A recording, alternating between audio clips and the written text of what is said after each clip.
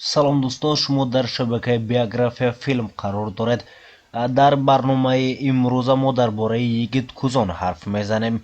дар шарҳ нависед ки дар барномаи баъде дар бораи кадом актёри турк ҳарф занем.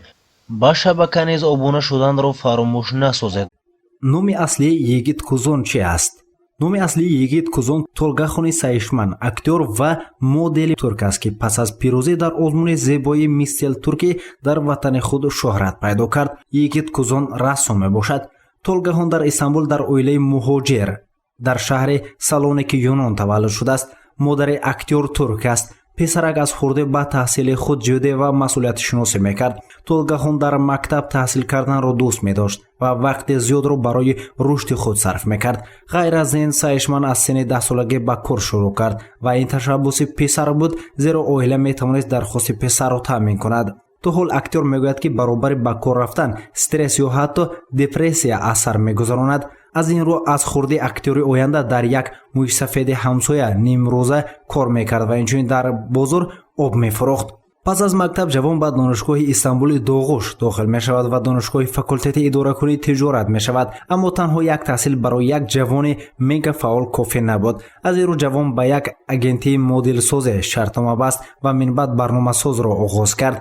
Толгахон Саишман дар синни 19 солагӣ дар озмуни зебоиҳо ширкат меварзад ва ҷоизаи махсуси модели ояндаро мегирад. пас аз як сол дар худи ҳамин мусобиқа ӯ ҷои аввалро мегирад ва ҷаноби Туркия мешавад.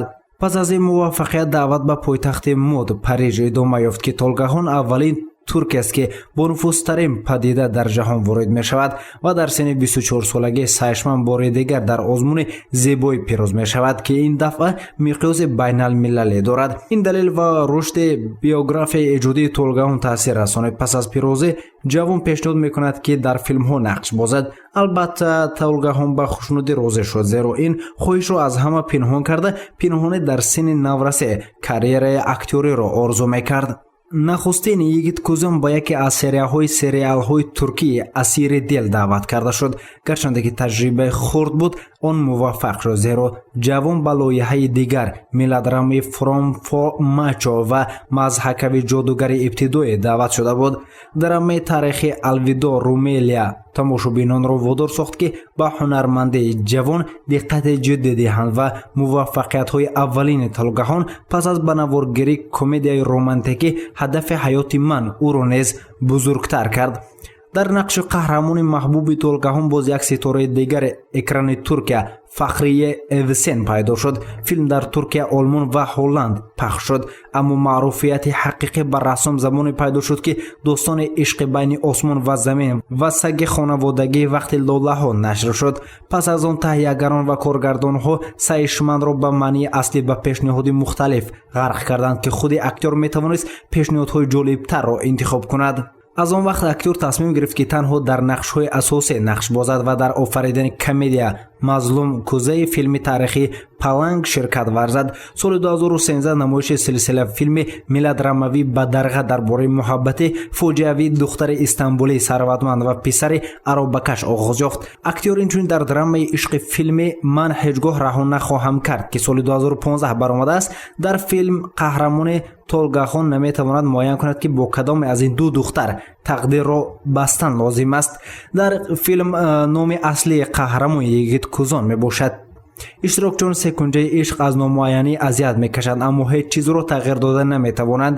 Йигит Кӯзон аз бетаваҷҷӯҳии мухлисон азият намекашад ва худи актёр худро хеле меҳрубон меҳисобад. рассом аксар вақт ба шарикони сериалҳои телевизионӣ кор мекунад. баъзеи онҳо хеле кӯтоҳанд, дигаре дарозтар буданд. ҳаёти шахси рассон дар як ҷо намеистад.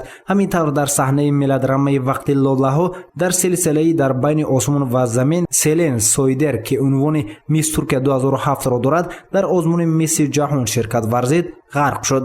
романи Толгахон ва Алмеда бори аввал дар арафаи соли 2016 маълум шуд. дар шабака овозаҳо дар бораи тӯи дар пеши сода пайдо шуд, аммо ҷашн пас аз як сол 14 феврали соли 2017 дар Лас Вегас баргузор шуд.